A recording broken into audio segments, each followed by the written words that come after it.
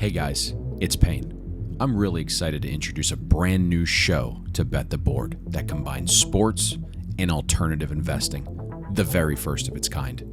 Sports betting and collectibles converging is inevitable.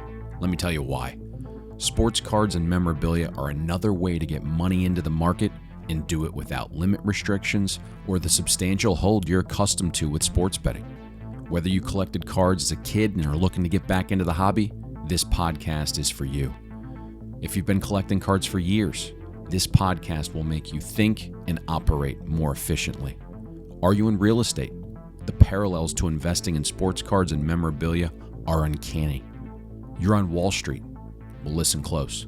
The best sports cards have outperformed the S&P 500 by 6x since 2013. And during the 2008 market crash, sports cards held up better than the S&P 500. Bet the Board, in conjunction with PWCC, presents CardBoard Chat, an entertaining, sophisticated, and informative podcast that combines sports, analytics, betting, cards, and memorabilia. Without further ado, this is CardBoard Chat with Jesse Craig, a leading figure in the collectible space, and me, Payne. It's draft week. Is this exciting for you, or are you not a big draft guy? I actually get more into the draft when there's some Oregon Ducks that are going to go high up. It makes it a little bit more interesting for me. But this draft, I mean, our topic for the intro is alluding to it. But, I mean, the quarterbacks in this draft are what makes this one really interesting because I think a lot of weird stuff can happen. So you got Christian Gonzalez. That's your potential top 10 pick. It'll be interesting to see if he's the first corner taken off the board. It sounds like it's between him and the kid from Illinois, Witherspoon, but Gonzalez has kind of got the better traits. Witherspoon, maybe the better player. It'll be interesting to see who the Lions take there at 6. What's the deal with the Ducks and the Lions? Like, you know how many we got Joey Harrington that went there. We got, Penei Sewell. Now Gonzalez might go there. It's like the Oregon Ducks just have some deal with the Lions that they need to draft our best players. He's a really good player. That was one where I know Dan Lanning scooped him on a transfer from Colorado. Yeah, he was good at Colorado. He just didn't have a ton of ball skills, and all of a sudden you get under an elite defensive mind like Dan Lanning, and everything kind of clicked for him, and the traits are just ridiculous. He's tall, he's fast. So he's the full package for what you're getting. Yep. This, though, to your point, we're going to be talking about some quarterbacks. We thought this would be kind of fun to throw ourselves into the fire. I mean, billion-dollar organizations with talent evaluators and all the data in the world and the ability to speak and touch these players. We know more. is far greater than what we're going to have at our disposal right now. But what we're going to do is take a quarterback from the 2023 draft class that we like, right? Air quotes, a QB we're buying, as well as a quarterback that we think could be, a bust or a disappointment relative to draft position and hype. And I think what's interesting from a betting standpoint, right? Things change, things evolve, have to be fluid and adaptable. I may hate a quarterback now, but change my opinion in 18 months so I don't lose more money. And then from a card investment standpoint, like we'll all be able to have more data points to form some of our decisions from now until the good football products release. I mean, 2022 Prism just released last month. So we're not going to get anyone killed here, but I think for the purposes of this exercise with draft night on Thursday, we thought this would be fun. Let's interchange our buys and busts, but I'll let you bat lead off here. Go glass half full. Who's your buy quarterback from the 2023 class? I was able to watch him in person at the Oregon-Ohio State game, so obviously you know where I'm going with this. So I'm going CJ. I'm going CJ Stroud. And the reason for that is the style of offense that was run at Ohio State, the caliber of receivers that he had. I mean, he's been throwing to NFL talent already. Like he is what is he, 6'3", right? Like he's got the size, he's got the arm strength, obviously he's got the accuracy. And, I think him and Bryce Young in this draft are a 1A and 1B. Young's small, man. Like I know people will go, one way or the other on that. Oh, it doesn't matter or it drastically matters. I'm a little indifferent. But if you look over the history of the NFL, like, there's just not very many short quarterbacks that have been uber successful. Russell Wilson's the easiest one to point at. But looking over, have you ever stood behind a bunch of 325-pound men that are 6'2", 6'3", and fighting off men that are 6'2", 6'3", 300 pounds? Like, that's hard to see over, right? You need a little bit of height in order to do that, to open up, throwing lanes and so on and so forth. So for me, my QB that I like is going to be Stroud. Okay. I don't mind that. It's not the guy I'm going to go with. I'm actually going to go with 1A. And okay. I think there's guys with higher ceilings. Little guys stick together, apparently, huh? But I'm 5'11". I'm 5'11". You guys are the same height, basically, right? Yes, we are.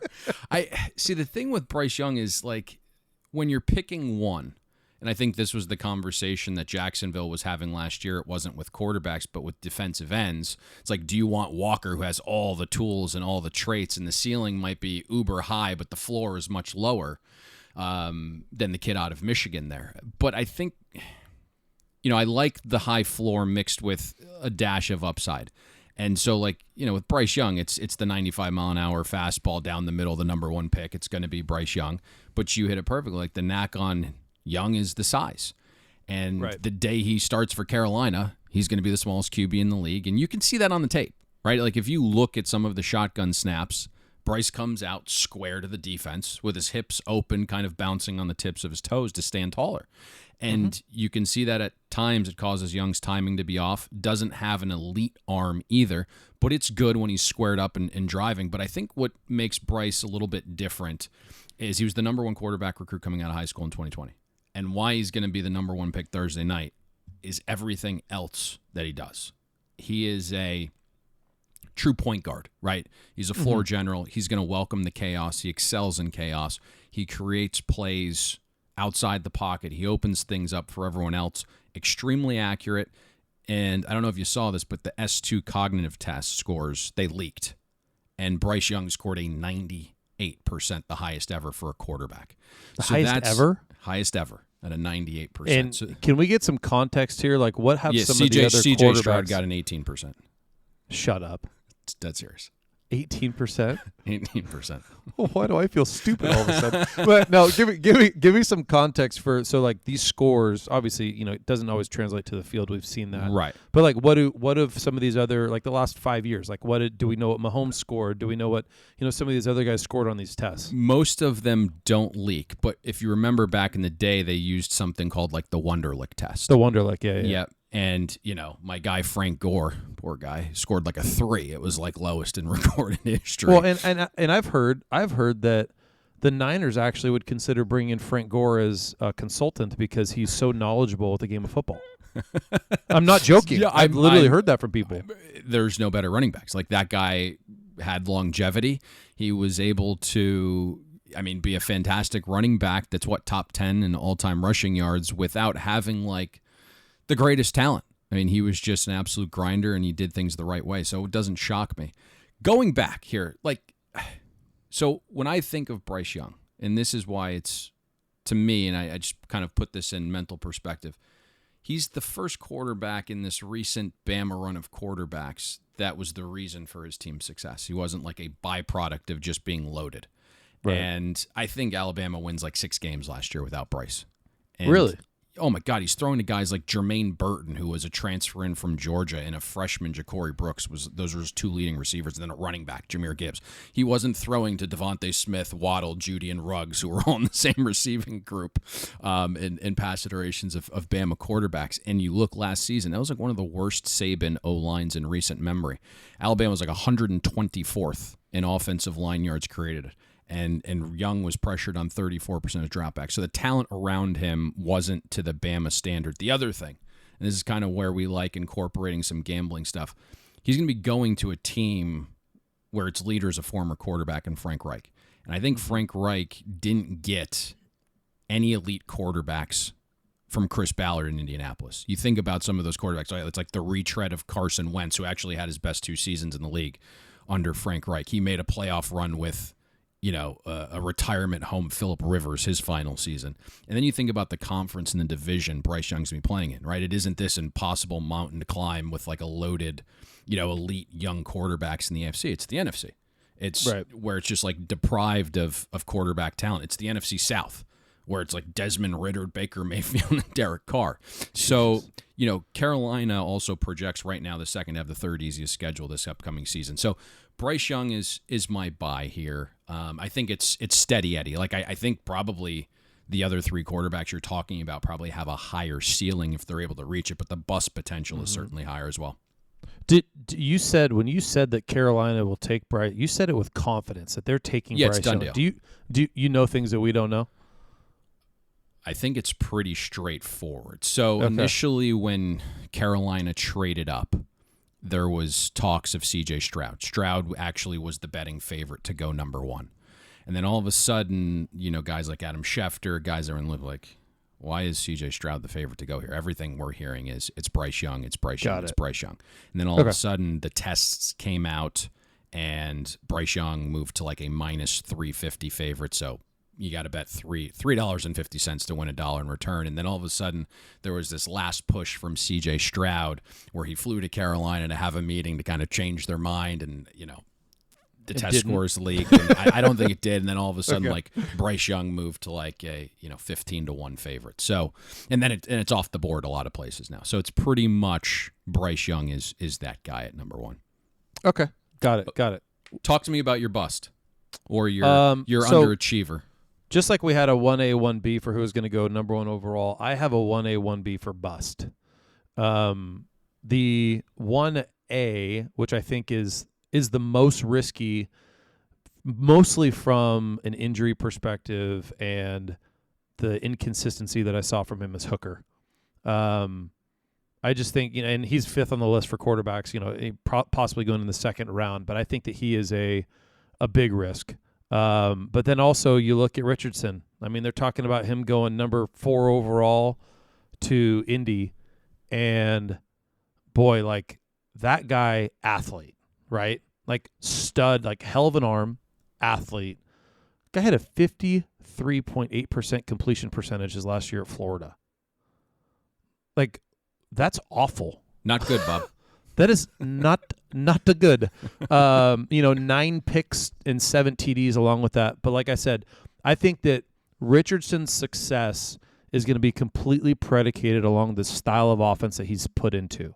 He needs to be able to operate like a Lamar Jackson, right? Like that. He needs that style of offense, an read option offense, more like the Eagles, right? Like Hurts. Like that's where he needs to be put in my opinion, for him to be successful. So for me, the riskier guys in this draft are really, it's Richardson and Hooker, kind of 1A, 1B. They both have their risks for them. Yeah, Hooker's really interesting because he came from Virginia Tech and then transferred into Tennessee and wasn't the starter. Mm-hmm. And eventually, after a couple games, he was the starter. I didn't really put him in this. I think, to your point, he's QB5. It'll be interesting to see where he ultimately goes, right? If he's a guy that teams are kind of earmarking for the top of the second round, do they simply move up to the top or to the end of the first round so they have that 5th year of quarterback control? Because those first round deals, you get 5 years. As soon as you go, pick 32 in the second round, it's this year, because the Dolphins forfeit their pick at 21. So effectively that 32nd pick this year, like it's round 2 and you only have 4 years of control. So it'll be interesting to see how that goes. For me, like this was super difficult, and it's obviously what we're doing not completely fair to the player. I mentioned CJ Stroud having the poor testing at 18%. The other thing that is interesting with Stroud is, like, we haven't seen a quarterback out of Ohio State develop to be great, because he has, to your point, the entire world around him playing in like the slow and plodding Big Ten. And, the performance against Georgia, where the light finally came on for him, is the singular best performance and data point of anyone in this draft class. Anthony Richardson, you mentioned, is interesting because he's just oozing with talent. I mean, the most athletic quarterback that's ever tested. So his ceiling's pretty high. I do wonder if that running ability that you mentioned kind of provides a stable floor. But what will be interesting to me and you hit this perfectly. You mentioned the Eagles system. Well, the Colts are picking 4, and their head coach is now Shane Steichen, who was the offensive coordinator in Philly. So if Shane Steichen passes on Anthony Richardson, who is a more athletic version of Jalen Hurts, it might be somewhat telling. Yeah. But I think for me, I hate to do this, but I'm going with Will Levis as my bust. Okay. Listen, he was a 3-star recruit out of high school. It doesn't really mean a ton, but the pedigree wasn't necessarily there. Couldn't beat out Sean Clifford at Penn State, so he transferred to Kentucky. The tools are interesting because he's got an arm cannon, like just really compact, quick release paired with just a ton of velocity. There's throws you see from Levis that make you like, holy shit. And then 3 throws later, you're like, WTF, what was that? And so he's kind of tough to evaluate. The talent around him at Kentucky last season was horrific. The O-line was poor. They were, their key running back missed some time. Receivers were really young, had a ton of drops, and then Levis downgraded in coordinators year over year. But I think when I look at him, he's like 6'4", 230. He's a willing runner, can break tackles, good speed at 4.7. He's just like this physical freak, but his lower body isn't very good. You start to watch him and like mechanically just this really poor lower body. He's kind of got the same foot placement issues that Mitchell Trubisky had, where he's kind of just like stepping on himself as he throws. And he just doesn't seem to have great pocket awareness. I like the O-line he played behind was effectively like 5 orange pylons. But you look at some of his film and it's like, the Ole Miss game, where they're going in for, a game-winning drive and he gets strip sacked in the final seconds. It's like, yeah, his tackle gets beat, but he just shows zero pocket awareness. He's staring down one side of the field. He just doesn't have great instincts. Doesn't have like a ton of sense of what's around him. And then when pressure comes, for whatever reason, for being a really good athlete, he just panics. It's bizarre to see. He kind of floats in the pocket even when it's clean, and you can kind of see it on tape and in the metrics, but it's weird because he tested really well. He had the 3rd highest test, and of all the first-round quarterbacks, he had the 2nd highest behind Bryce Young on that cognitive test. So I think this will be interesting. For him, I think it's all about scheme. So you're starting to hear like him potentially like moving up in the draft, and there was like some rumors of maybe the Texans now taking him at 2, and there was discussions of potentially the Minnesota Vikings moving up to get him. And I think that's what's interesting, because I don't love him because he just doesn't really show an ability to play off script or get past that first read. But everyone that I speak with that I trust say like Levis needs like a scheme-specific offense. One room, get it out, take some shots off play action, very much like a Sean McVay, Shanahan type system. And I go back and I look, Levis had his best season ever in 2021 under a guy named Leanne Cohen. And he's an offensive mind that's in Sean McVay's coaching tree. So the comps that I've been getting is like Kirk Cousins, a stronger arm Jimmy G, Ryan Tannehill, those types of quarterbacks. And so, if that's the peak, Well, he can only hope he gets a contract like Tannehill. Yes. What's going on with that, by the way? All the rumors of Derrick Henry being traded, but no one actually reliable is reporting that yet. Which is odd, because if I run the football at all, which every team does, I try to go get that guy. There must be some injury, something we don't know about. I would imagine there'd be a hot market for a guy like Henry. He's got a big deal. He's getting up there in age. He's been used as a bell cow. But I think if you're looking at the Philadelphia Eagles, how they structured the Jalen Hurts contract, it's all backloaded. So they wanted to provide some flexibility in these upcoming years, because you're a player or 2 away of winning the Super Bowl, and now it's Super Bowl or bust.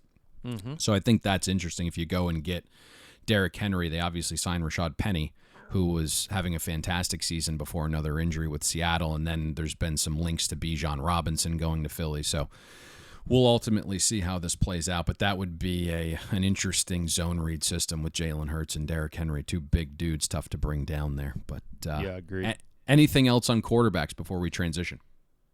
I don't think so. That was a big, long opener, but fun.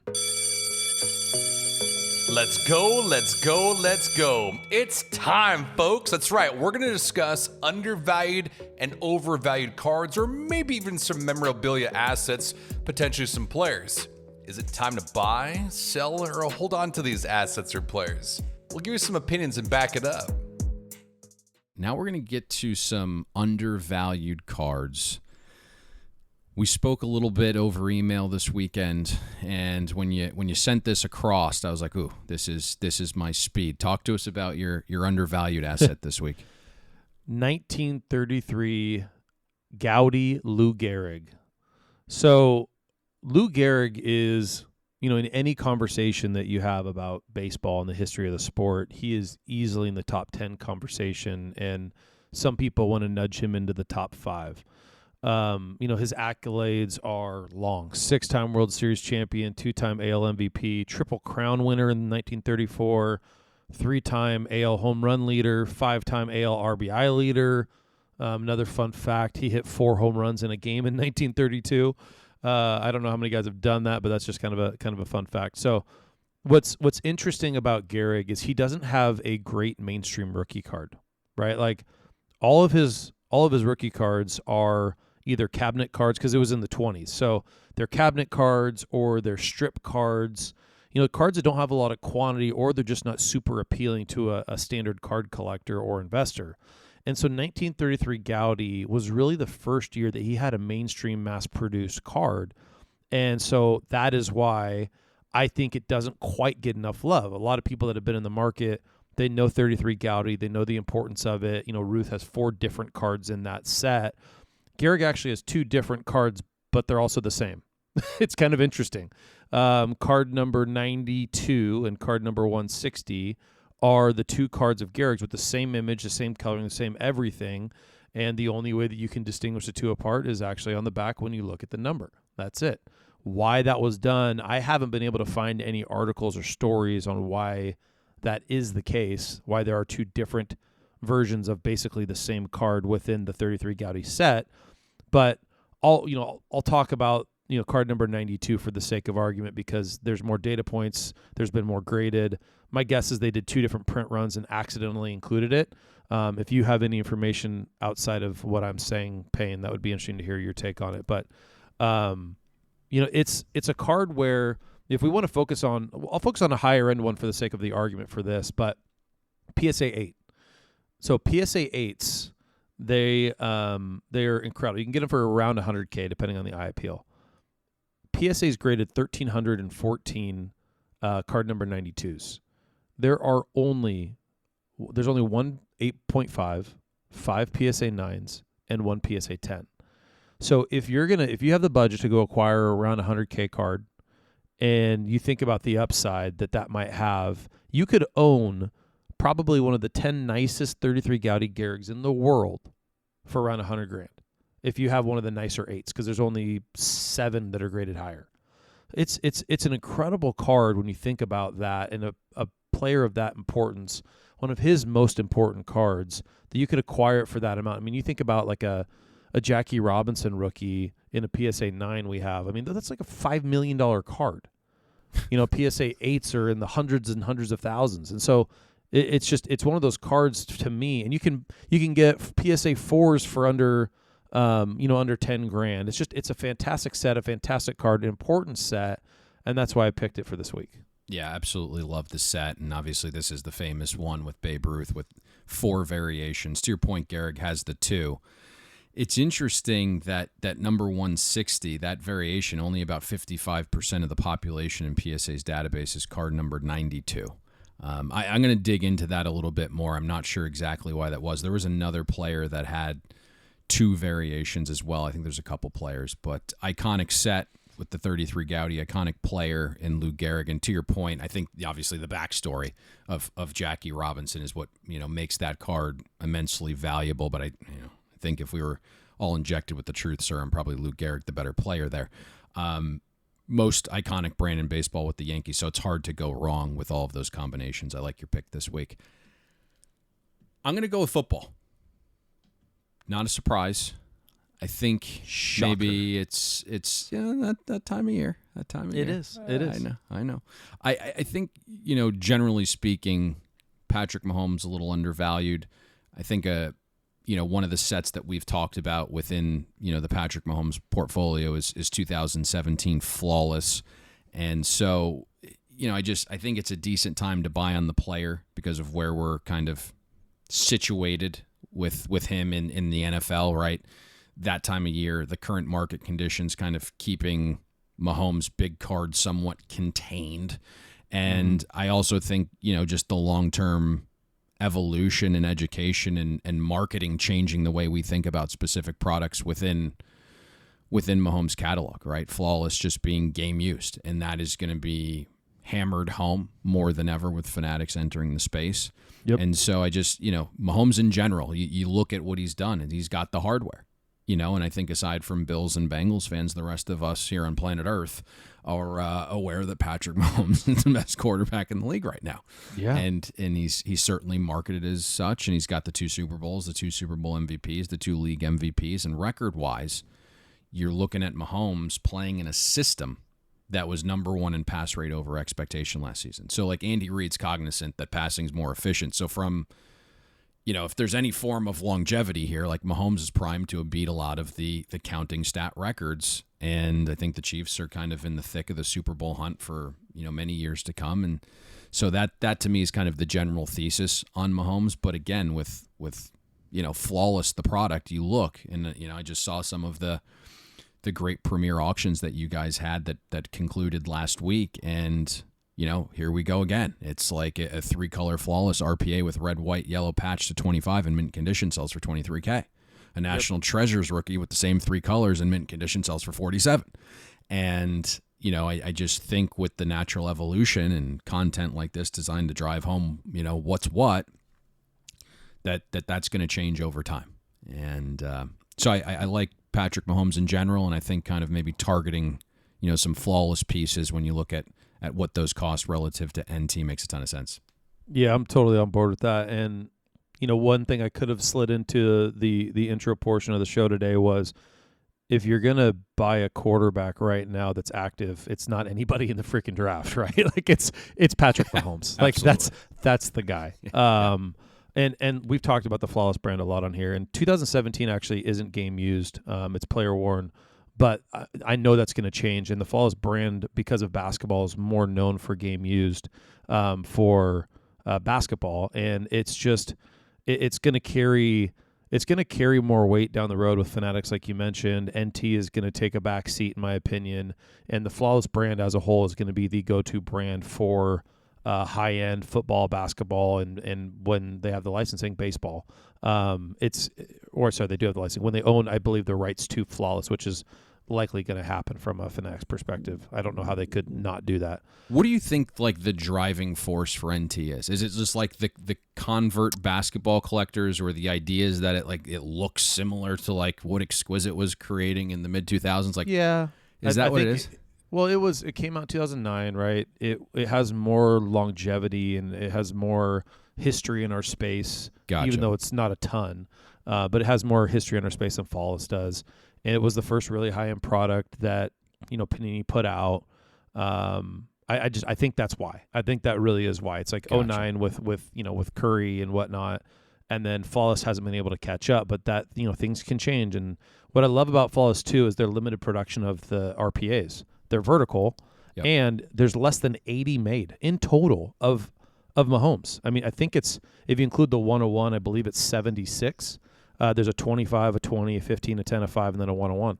So I think there's 76 of them that exist. And just in NT alone, there's an out of 99. Right? Like, so it looks much more elegant too than NT. It does. It does. It's cleaner, it's better. And so, I mean, we're going to keep harping on Flawless here, but it really is. It's just it's a better product in my opinion. And so that's why I completely agree with your pick this week. Pick a number, any number, whatever it may be. We got a number inside, but we want a magic number. All right. This is where we're going to pick a few big cards that enter in an auction over the next couple of days. And we're going to try and guess how much they sell for in advance. Throw out a number. We got one too. Speaking of better, you got the better of me last week in the magic number. Let's go. I need more of that. Yes. Well, you're 10 back with 10 episodes to go. So you're 10 back with 30 games to go.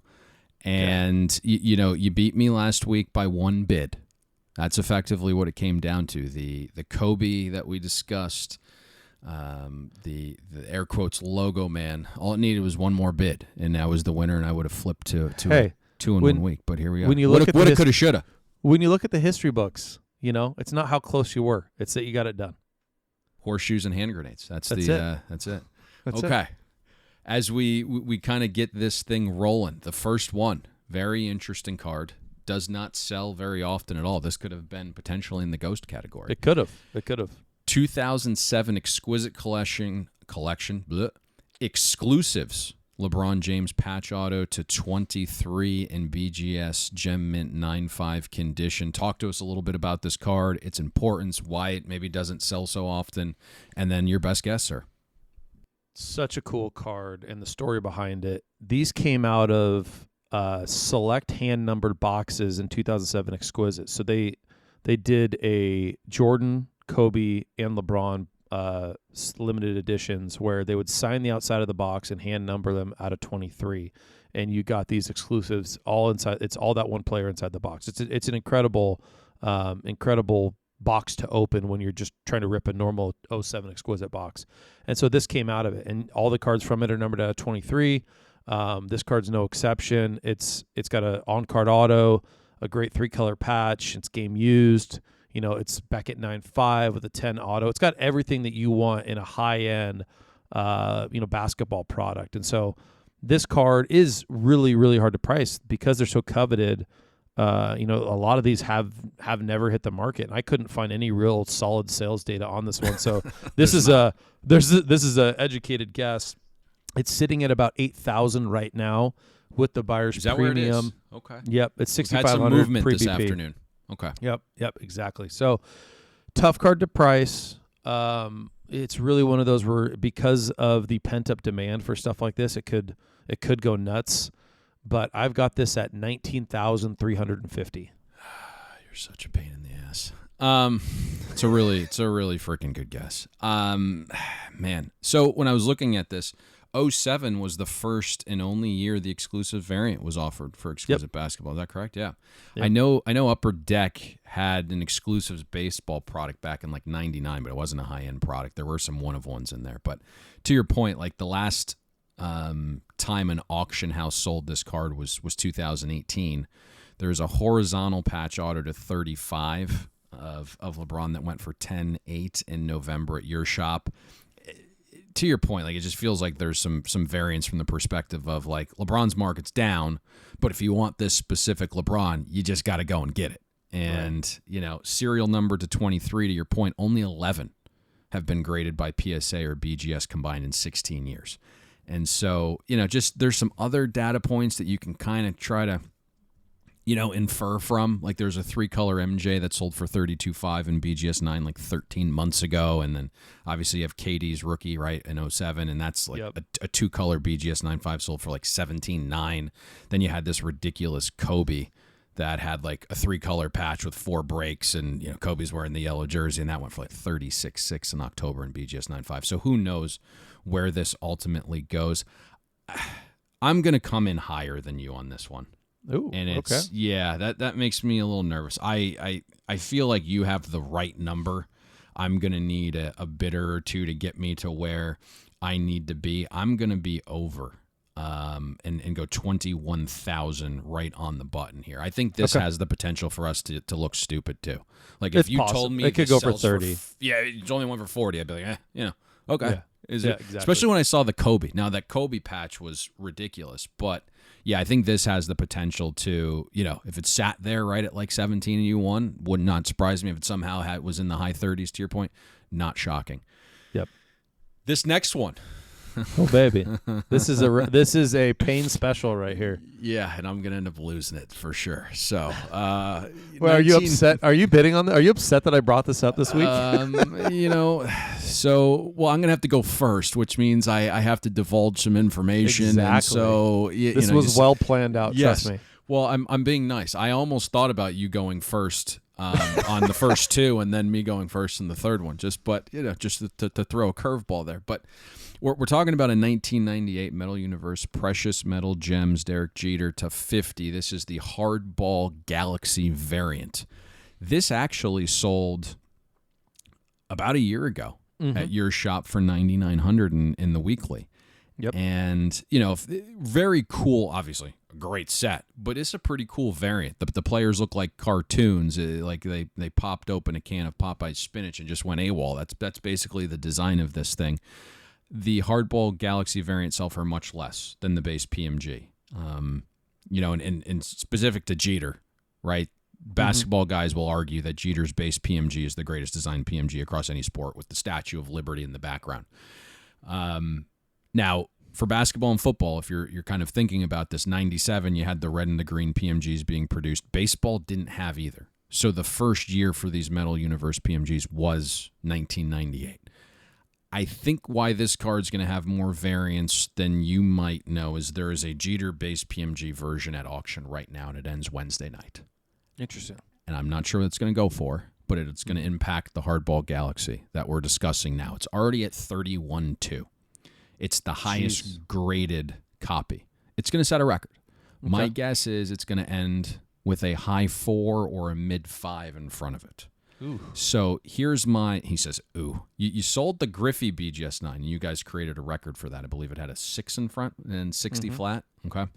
So it doesn't shock me if the Jeter goes for, My dilemma here is if I didn't own 2 of these, I'd be willing to pay more than market for this card. And, you kind of go back to 2020. I was a 1-bid winner on the base version for like 9.9K in PSA 8, and everyone laughed at me. Kid you not. Yeah. And then 13 months later, you, sir, brokered a private deal for 40. So I felt pretty good at that point. So I've always been the guy who just worries about where the market's going, not where it is. And so this is a tough exercise for me since we're gauging where the market's going in 6 days. I'm going to be high. I'm at 13.2 on the Hardball Galaxy. 13,200. Okay. Thank you for all the information that actually helped. I'm going to make you feel better. I know it did. You're going to go I'm going to higher. make you feel better. I'm going to go higher. Fucking A, I knew it. I'm going 16. I'm going 14,740. That's the number I had down. Look, it's sitting at around 7,500 right now. Yep. Right. So for it to double between now and the end of the weekend, okay. And it makes me feel. I think that I have a better chance to win this than you did. I didn't even know about the other one. I did not. Yeah. I don't watch Jeters like a hawk like you do, so I did not know. I did not know about the other one. But if that goes for 58. You're a winner here. The fact that I know it's I have the over here actually makes me feel all warm and fuzzy inside. And I believe in your own cards more than you do. Yeah. My feeling here is now I'm not going to be able to bid on this now. Just here we go. This freaking sandbagger. So usually these will sell somewhere between like 25 and 30% of the base. Typically is what we've seen. So, all right, on to the third and final. And boy, this is a really cool one. It's a 2005 Ultimate Collection NFL logo signatures, Eli Manning and Ben Roethlisberger shield patch 1 of 1, right? The equivalent to a basketball logo man. Talk to us a little bit about this one, maybe some of the importance and kind of the surge we've seen in ancillary sport shields and logo mans. We obviously all know about basketball, but we're starting to see that uptick in football and baseball as well. Yeah, really interesting card. I'll be the first one to say that neither of these guys have great brands, right? Like Eli's face is very punchable. Ben is, has a former allegations of, around molestation or rape, right? Like not great brands. So that is going to ultimately affect the final sale price on these cards. I'm going to cut you off course here. Do you watch Monday Night Football with Payton and Eli? I have, and I think Eli is great, but he still has a punchable face. Eli has a personality that I just had no idea that I didn't know really either. Know about it. Yeah, he's a jokester. He's I pretty love funny. it. No, it is. I gained a lot more respect for him off of those Monday night shows when he was playing. I'm like, God, this guy his face, it's just so punchable. It's just one of those faces, right? All I'm saying is that he has a very punchable face. Okay, now let's move on. So this card, in general, it's just really unique having 2 future Hall of Famers because they both will be second-year card, both game-used shield patches on it, on-card autos. I'm not sure why it's graded an authentic. That's a question mark for me. But both autos getting a 10 is amazing. Really hard to figure out where this one is going to settle. It did sell 2 years ago for about $22K in a premier auction. So, you know, it's likely not going to hit those numbers again. But I've got this thing at 13,385. God, you're an asshole. Are we just on the money? Yeah, today? it's pretty damn. Okay. Yeah, it's pretty damn close. So like you referenced that card sale, you know, October 2021 for about 22.8 about 18 months ago. Did sell during football season. It's draft week, obviously, so maybe you see a tiny bump, but it's baseball season, right? And then you got NBA and NHL playoffs going on. Eli's market's down about 25% since that sale in October 2021. Big Ben's market down roughly 30% over that same time frame. You know, to your point, you have two soon-to-be Hall of Fame quarterbacks, 3 Super Bowls between them. What's causing me some concern here is you might have looked at the bidding on that 2021 October sales, and since it obviously, you know, transpired under your roof, was it 4 or 5 bidders going at it, or just 2, and now one of them has become a seller? It's tough. Like, it shocks me that the Aaron Rodgers, Alex Smith rookie 1/1 Shield patch from this exact set only went for 7.6K like the year prior. That gap feels massive. Now, I know from 2020 to 2021 we saw, you know, a massive surge in the market during COVID. So this has a wide-ranging possibility. I'm actually going to be, I hate doing this, a little bit below you here. And the reason is I was shocked to see what I thought Big Ben's very best card sold for, that 04 Rookie Ultimate Collection 1/1 Shield. Did like 19 earlier this year. I'm going to just nestle in right below you at 13.5. I had a little wide range here, but like if this goes for like... That's above mine. No, you're at... No, you said 14... 13,385. Oh, I thought you said... Okay, so I thought you said 14. If I said 14, I misspoke. I might have been looking at my previous number. 13,385. So come in at 13. I'll come in at 13. If you want to be so come at 13.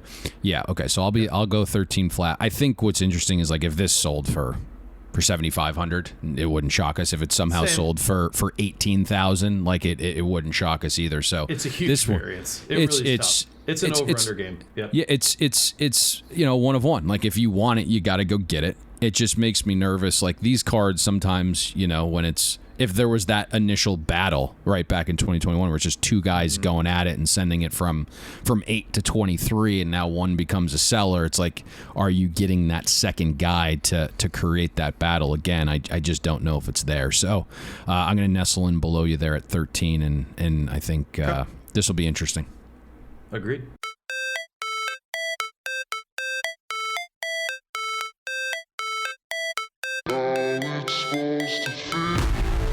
Damn, that's a ghost. We're going to highlight a card that hasn't sold in more than a year right now, or is serial numbered to less than 100 copies produced.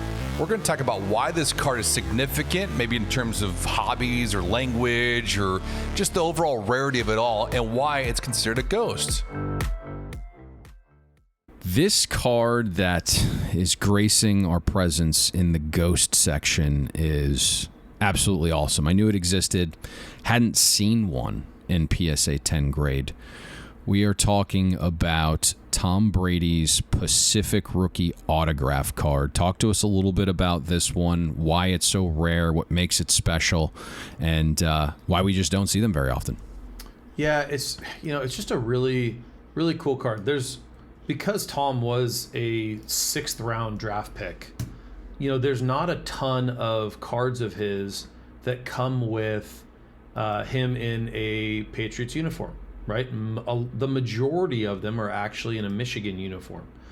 And so this card itself is autograph issued. It has a nice stamp on the kind of bottom right-hand corner that says, you know, Pacific Authentic Autograph.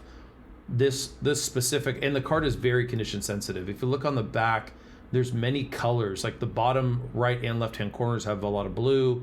The top has color in it as well. And usually when you have those with the cardstock they use to manufacture this, it creates a lot of chipping and it's very difficult to find a PSA 10. So this card being only a Pop 6, there's 0 dual PSA 10s that exist. Now, this is a focus of mine here. There was a BGS 9.5 that got clipped on fixed price about 2 months ago for about 11.5. Now I'm saying there's no dual PSA 10s that exist. If I could bid in our auction, I would be bidding on this card, buying it with the sole chance to send it to PSA. It is 100% a 10 auto. It's about as perfect as I get. And I would try to get a dual 10 out of it. And that's what I would do. And then I would have a pop 1 Brady rookie and a dual 10 that no one else on planet Earth has. And these just don't sell very often. So I think that as it sits right now, I think it's a 22 to 25K card in a pop 6. And I think that the value is, 2x that in a dual 10 being a pop 1. It's an unbelievable card, and to find cards like Brady's to the 23 years later that don't have, that are a pop 0 of something is hard to find. I completely agree, and I knew of the card as I mentioned, but started to kind of dig into the wormhole a little bit here, kind of seeing how good this asset was. And I know we talked about this, but if you look in Beckett's database, over 140 different Tom Brady rookies, but there's only 13 pack-pulled Tom Brady rookie autos over 8 sets.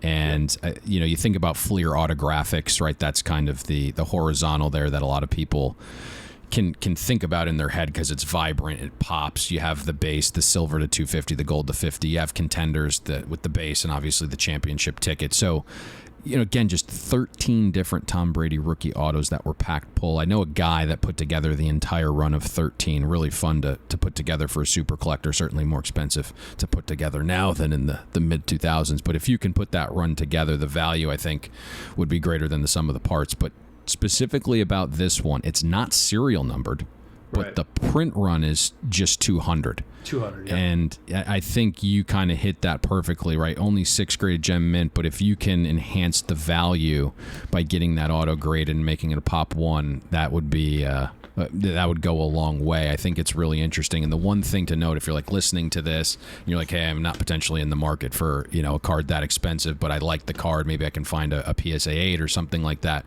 There is an autographs stamp in the bottom right corner above the helmet that signifies it's the pack pulled version, because a lot of the times when we talked about, you can go buy the $85 Pacific base Tom Brady rookie, put an $800 aftermarket Brady autograph on it through TriStar signing and think you have the same thing. Just don't be confused, because they're two very different things. So again, if you're listening and you want to kind of search this card out or even be a bidder here, this one's the one you're looking for. So absolutely fantastic card, and a ghost that you could make even rare.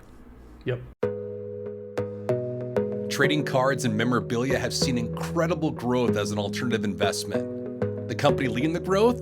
PWCC Marketplace. PWCC Marketplace runs the largest weekly auction of authenticated sports cards, Pokemon cards, comic books, video games, and memorabilia in the world.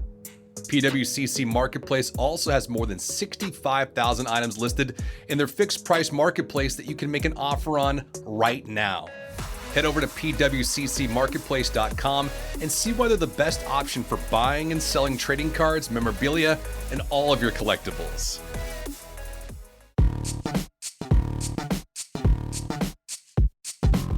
So we doing this or are we doing that? You tell me and we'll tell you. We're going to compare two cards right now with similar value that are completely different. Let me give you an example. Let's just say, for argument's sake, you have a vintage Mickey Mantle baseball card worth $30,000. But you also have a modern day Joe Burrow rookie card worth $30,000.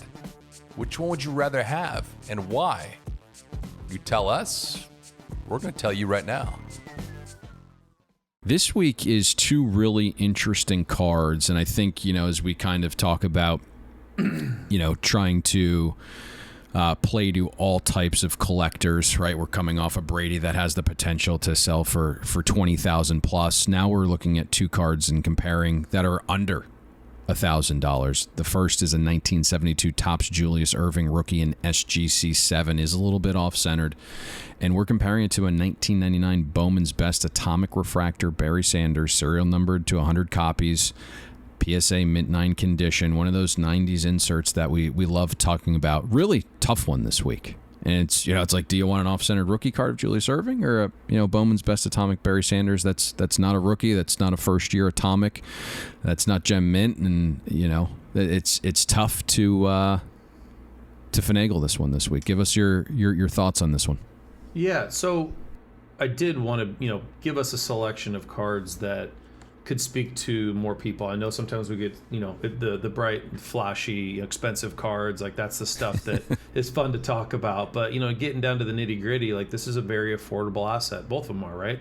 They both sold for $960 in our last weekly. If we look at the Julius Erving specifically first, he is a top 20 all-time player. He is just an absolute stud of a guy for what he is and what he was for the Sixers. And, he might even be top 15 all-time. It really depends. But to be able to acquire a rookie card like that for under $1,000 in a 7, yeah, it's a little off-centered, be fine. But still really a key rookie card from the 70s. And if you think about cards from the 70s or older and them lasting as long as they have in the condition that they're in, that's pretty impressive in itself, right? Like, that's getting a set. Like, what do people normally do? They stick them in binders, they glue them to things, they get it put in bike spokes. So there's no, a 7 condition is nothing to shake a stick at. As far as the Barry Sanders goes, in my opinion, the greatest running back of all time. Not close. Not close. If you want to talk about like a Jim stick Brown, stick them behind Emmitt Smith's O-line in Dallas. Oh my God, unbelievable. Yeah. Well, and he only played 10 years. Yep. Right, like his career was cut short, so he doesn't have the advantage of all of the statistics and the accolades that a lot of those other guys can lean on. He just has to go off of pure talent, and the tape doesn't lie, like they like to say, right? The tape don't lie. And the tape is freaking impressive when you look at Barry Sanders. So I like this Bowman's Best. It's not a first year. It's out of 100. It's a PSA 9. But if I had to choose between the two, I'd probably go Barry. Interesting. So, I do feel good that we're picking between cards. And if we're even wrong on this, it's not going to get anyone killed at that price level. The 99 Bowman's Best Atomic Design is fantastic. I actually owned the Kurt Warner rookie from this exact set. It's beautiful. I actually had a few key Kurt Warner rookies and moved those 6 or 7 pieces around his movie release in December. I believe it was 2021. I'm begrudgingly going to pick the Julius Erving rookie. And I'll just tell you what I would do personally. After picking up the off-centered SGC7 Erving rookie, I would turn around and I would sell it for $960 right now during basketball season, then come back in August and September when everyone's focused on football, and I'd search out a better centered PSA 7 that will be selling for around $1,400-ish and buy that one. Because for me, like, I have OCD with my vintage cards not being centered, so I wouldn't be able to log into the PWCC app and check out my vault and see this wildly off-centered Erving rookie in there.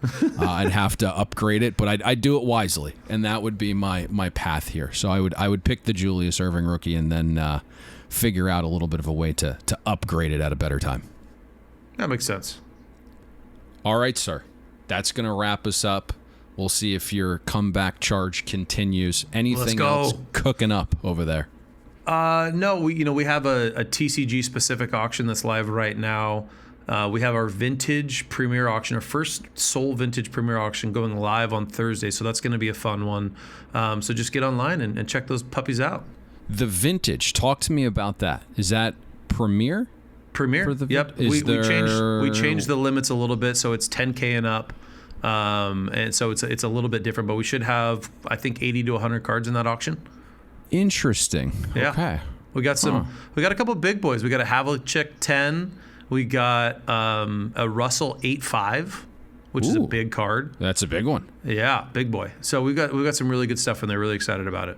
Beautiful. And if anyone wants to check that out, just click the link atop the podcast description.